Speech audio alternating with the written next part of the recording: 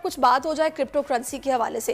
हुकूमत ने crypto currency की रोकथाम के लिए इंटरनेट पर क्रिप्टो करेंसी सर्विस को बंद करने का फैसला कर लिया है, जिसके बाद एक खलबली सी मच गई है। जितने भी ट्रेडर्स हैं जो कि क्रिप्टो करेंसी में इन्वॉल्व हैं, वो एकदम उनके कान खड़े हो गए हैं, वो अलर्ट हो गए हैं कि क्या होने जा रहा है, इसको बैन किया जा रहा है, आया ये बैन हो सकती है, नहीं हो सकती है, या जो भी उनका स्टेक है या उनकी इन्वेस्टमेंट है उसका क्या होगा, ये सारे सवालात उन लोगों के जहनों में है। तो खैर, आया इसके पीछे क्या हकीकत है, आखिर इसको बैन क्यों किया जा रहा है, और क्योंकि FATF के हवाले से भी कुछ कहा जा रहा है कि उनकी भी कुछ शर्त है कि इसको नहीं होना चाहिए। सेनेट की कायमा कमेटी बराए खजाना के इजलास में हुकाम ने बताया कि स्टेट बैंक और वजारत IT ने क्रिप्टो करेंसी बंद करने पर काम शुरू कर दिया है। स्टेट बैंक हुकाम का कहना था क्रिप्टो करेंसी मार्केट $2.8 ट्रिलियन से कम होकर $1.2 ट्रिलियन रह गई है। क्रिप्टो करेंसी हाई रिस्क है, जो सिर्फ हवाई करेंसी है। क्रिप्टो करेंसी में फ्रॉड है, पाकिस्तान में कभी इजाज़त नहीं दी जाएगी। और दूसरी जानिब स्टेट बैंक हुकाम ने खबरदार किया कि क्रिप्टो करेंसी में पाकिस्तानी इन्वेस्टमेंट पर FIA कार्रवाई करेगी। हुकूमत के इस फैसले के असरात क्या होंगे, इसी हवाले से बात करने के लिए इस वक्त हमें ज्वाइन कर चुके हैं क्रिप्टो करेंसी के एक्सपर्ट हैं मीडिया लाइव। क्रिप्टो फ्यूचरिंग की वजह से उनको जाना जाता है, वो टपाटप जो बताते हैं ना कि पैसे कैसे बनाने हैं, तो उनको इस हवाले से लोग काफ़ी पसंद करते हैं कि ह्यूज फैन फॉलोइंग भी है। तो क्रिप्टो में दिलचस्पी रखने वाले जितने लोग हैं वो इनको लाजमी तौर पर सुनते हैं। अभी मियामी में मौजूद हैं, क्रिप्टो 2023 के हवाले से कॉन्फ्रेंस है जिसको अटेंड करने के लिए वो गए भी हैं। और इसके अलावा पाकिस्तान में जब इस केस को इससे पहले सुना गया था तभी वो अकेले थे, उनका लॉयर भी नहीं था, उन्होंने खुद अपना ये मुकदमा जाके लड़ा था। इसके अलावा ये टेक्नोलॉजी मूवमेंट पाकिस्तान के चेयरमैन भी हैं और वर्चुअल यूनिवर्सिटी के जरिए लोगों को क्रिप्टो करेंसी से पैसा कमाने के तरीके भी सिखाते हैं। तो one and only Waqar Zaka इस वक्त हमें ज्वाइन कर चुके हैं। Waqar, thank you so much for your time. सबसे पहले मुझे ये बताइएगा कि ये आयशा गौस साहिबा ने भी कहा है कि FATF ने कहा है कि जनाब ये नहीं चल सकती और इसको बैन करने पर काम शुरू हो गया है। जो वजूहात पेश की जा रही हैं, किस तरह देख रहे हैं आप? बिस्मिल्लाहिर्रहमानिर्रहीम, बहुत शुक्रिया। पहले तो माजरत है कि इस वक्त जो है मैं ट्रैवल कर रहा हूँ, बिटकॉइन की एक कॉन्फ्रेंस है मियामी में और उसके लिए मुझे निकलना है। तो अगर वीडियो क्लियर ना आ रही हो तो उसके लिए पहली माजरत है। पहली चीज तो ये है कि देखें बिटकॉइन के हवाले से ये देख लेते हैं कि आपके ही प्रोग्राम में 2-3 साल पहले जो बात की उससे दूसरे मुल्कों ने कितना पैसा बनाया। हमारा पड़ोसी मुल्क जो है उसने 60 करोड़ रुपए इंडियन रुपीज में टैक्स की मद में रिसीव किए हैं, जो कोई भी गूगल करके पता कर सकता है, क्रिप्टो करेंसी के लोग जो काम कर रहे हैं। फिर भूटान में इस वक्त 13,500 बिटकॉइन उन्होंने जमा कर लिए उसी आइडिया से जो KPK के इलाके में जाकर हम लोगों ने दिया था कि हाइड्रो पावर के थ्रू बिटकॉइन माइनिंग मशीनें लगा लें। तो मुझे ये बात जरा सी प्रॉब्लम कर रही है कि जो हुकूमत है उनके जो भी लोग हैं वो जरा लाइव एक प्रोग्राम में आ जाए। मैं उनको दावत देता हूँ आपके शो पे आ जाए, यहाँ आ जाए, ताकि पूछ सके कि उनके पास ऐसा वैलिड रीजन क्या है। या तो फिर पाकिस्तान में ये है कि यहाँ जो माफियाज है वो ये चाहते हैं कि भाई हर चीज को बैन करवाएं ताकि उसकी ब्लैक मार्केट ग्रो हो, तो वो लोग तो पैसा बनाए लेकिन हुकूमत के पास पैसा ना है। जैसे पाकिस्तान में हुक्का बैन है, चले जी ठीक है बैन है, लेकिन हर जगह चल रहा है और पैसा किसके पास जा रहा है? इधर उधर भत्ताखोरी में जा रहा है। तो क्रिप्टो के अंदर भी यही चक्कर है कि क्रिप्टो करेंसी इस वक्त 26 मिलियन US$ की क्रिप्टो करेंसी पाकिस्तानियों के पास पड़ी है। तो ये लोग ये चाहते हैं वो दुबई में जाके कैश आउट कर लें, ये लोग ये चाहते हैं कि उससे टैक्स ना लिया जाए। सवाल ये पैदा होता है कि क्रिप्टो करेंसी के हवाले से जो इसमें बुराई है वो आके कोई बताता क्यों नहीं है? ये कहते हैं FATF इन्हें रोक रहा है। मैं कहता हूं कोई हुकूमत को मिसगाइड कर रहा है, कोई माफिया है जो हुकूमत को गलत डेटा प्रोवाइड कर रहा है। FATF तो कहता है रेगुलेट करो। भाई दुबई इस वक्त जो है वो ग्रे एरिया में है, वो ग्रे एरिया में होने के बावजूद क्रिप्टो का हब बन चुका है। सबको कह रहे हैं यहाँ तो अभी जब ये स्टेप ले रहे हैं, यहाँ तक बोल रहे हैं कि FIA कार्रवाई करेगा जो इन्वेस्ट करेगा, तो इससे नुकसान अब क्या होगा?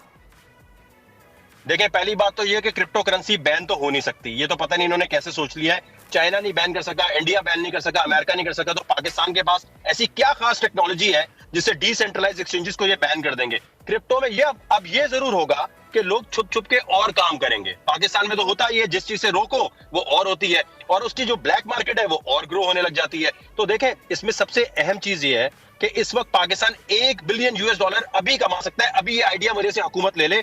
बाइनेंस के नाम से एक्सचेंज 2018 से काम कर रहा है।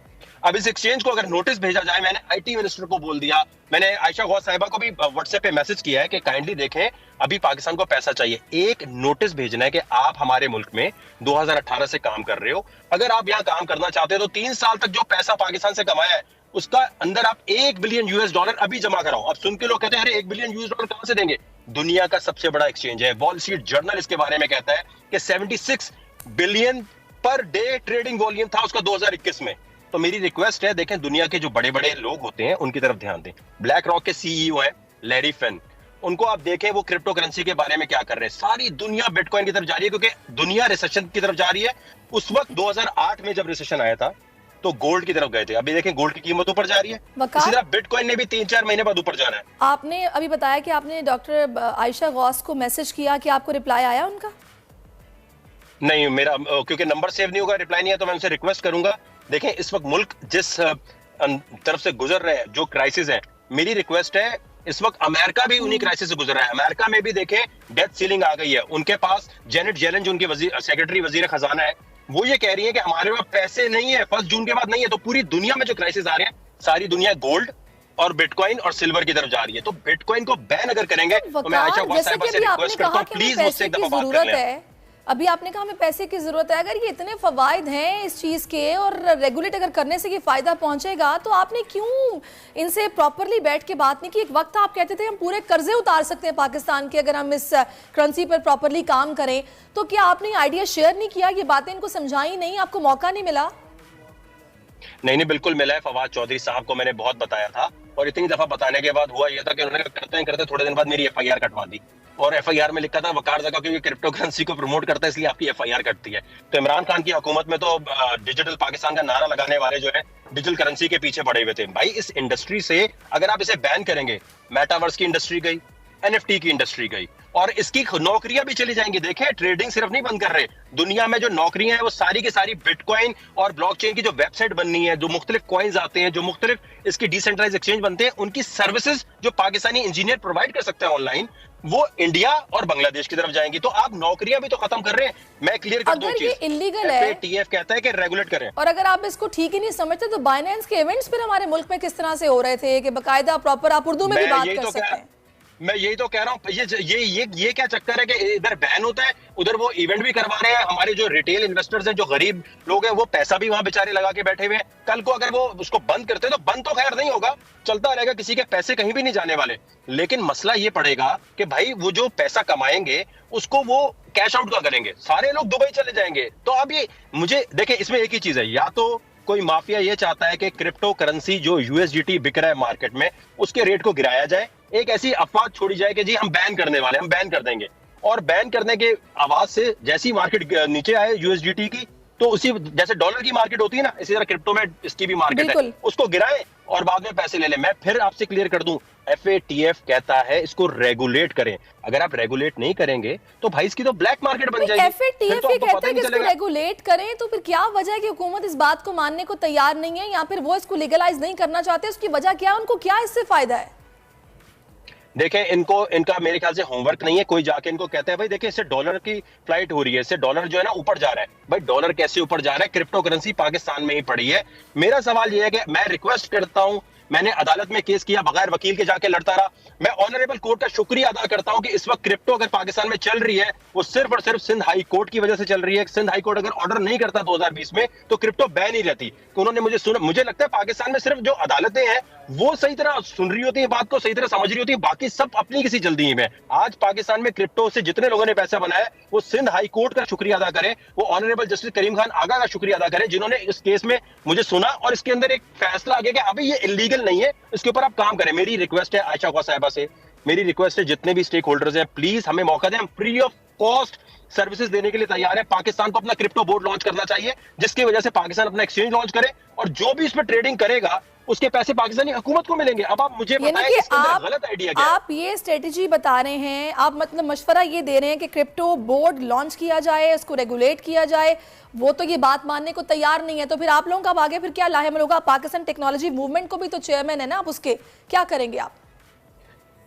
देखें जी, मैं तो धरनों पे बिलीव नहीं रखता, रोड पे लाने पे बिलीव नहीं करता। हम कानूनी और आईनी जंग लड़ेंगे। हमने हमेशा कोशिश की है कि जब भी कोई ऐसा, चाहे पबजी बैन हो रहा हो, चाहे कोई भी चीज हो रही हो, कोई भी ऐसी चीज हो, हमारी कोशिश ये होती है कि हम कानून और आईनी तरीके से लड़े। वकीलों को हमने ऑलरेडी अपॉइंट किया हुआ है कि वो जाएंगे अदालत में। मैं कभी भी नहीं चाहूंगा कि क्रिप्टो के चाहने वाले हमारे बोलने पे या टेक्नोलॉजी मूवमेंट के रोडों पे धरने दें, ये बिल्कुल बेकार बात है। कानून और आइन मौजूद है, तरीके से बात समझाएंगे। आयशा गौस साहिबा के पास कोई वैलिड पॉइंट होगा तो क्यों नहीं हम डिबेट करेंगे। हमें हेल्दी डिबेट की जरूरत है, हमें चीखो पुकार की जरूरत नहीं है, बदतमीजी की जरूरत नहीं है। तो वकार, आप पार्ट भी तो थे ना उस कमेटी का जो कि लीगलाइजिंग क्रिप्टो करेंसी के लिए थी, स्टेट बैंक, और उसमें SCCP भी मेंबर थे।